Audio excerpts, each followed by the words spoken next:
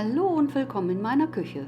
In diesem Video bereite ich ein Lachssteak zu. Dazu gibt es Kartoffeln, Spargel und eine Kräutersoße.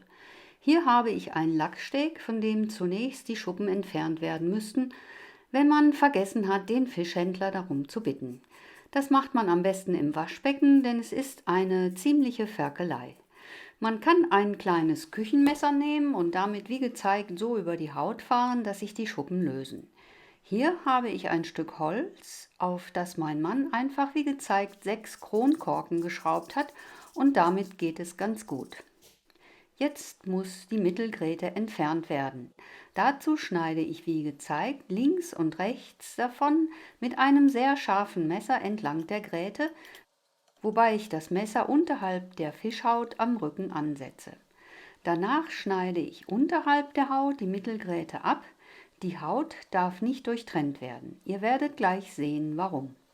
Weiter unten muss man das Messer etwas anders halten und auf Gräten achten. Am besten prüft man auch, ob sich am Rücken noch Gräten oder sonstiger Knorpel dort befindet, und entfernt alles Unerwünschte. Danach müssen aber noch alle weiteren Gräten aus dem Fleisch gezogen werden. Man muss entweder genau hinschauen, aber noch besser ist es, mit geschlossenen Augen mit den Fingerspitzen über das Fleisch zu fahren, um die spitzen Gräten zu ertasten. Je größer das Lachssteak ist, also je näher es sich am Kopf und am Bauchraum des Fisches befindet, desto mehr Gräten befinden sich im Fleisch. Die kleineren Stücke, die sich mehr zur Schwanzflosse hin befinden, haben weniger bis keine Gräten.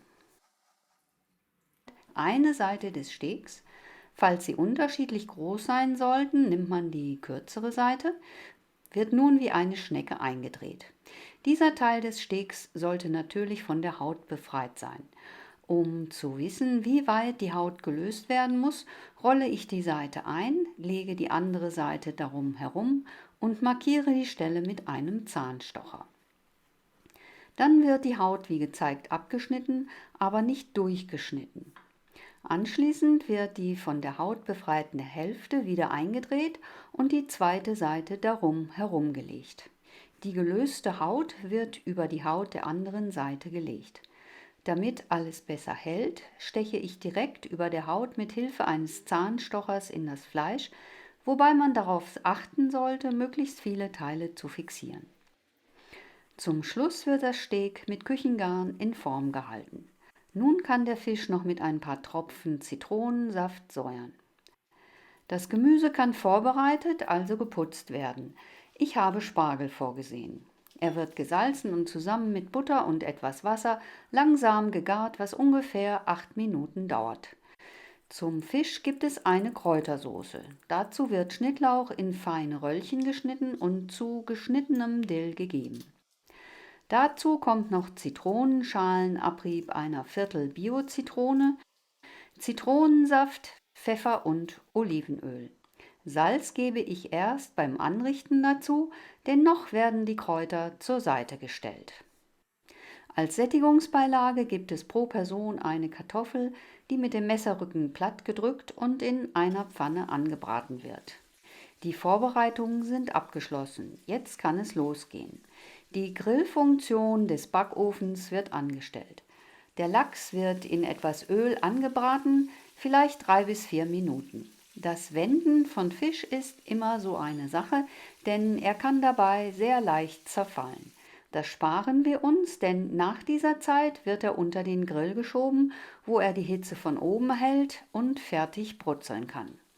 Wer will, kann den Lachs natürlich wenden und weiter in der Pfanne garen. Daneben sind die Kartoffeln schon angebraten und auch der Spargel ist mittlerweile gar und kann aus dem Sud genommen werden. Dieser wird mit ein paar Tropfen Zitronensaft einreduziert und mit Butter angedickt. Die Kartoffeln werden auf einen vorgewärmten Teller gegeben. Der Lachs ist mittlerweile fertig und wird auf die Kartoffeln gelegt. Zahnstocher und Schnur werden natürlich entfernt.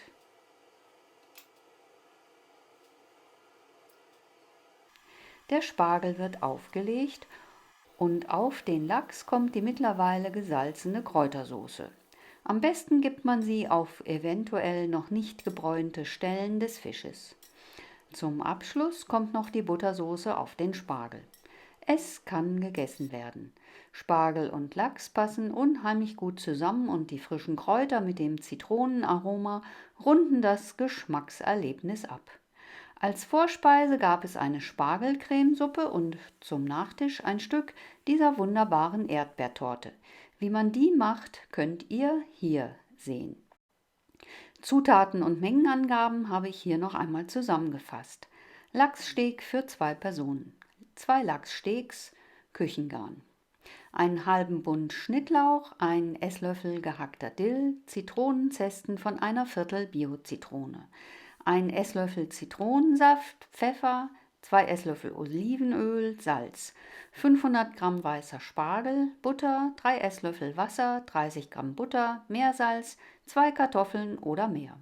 Viel Spaß beim Nachkochen und wie immer, guten Appetit!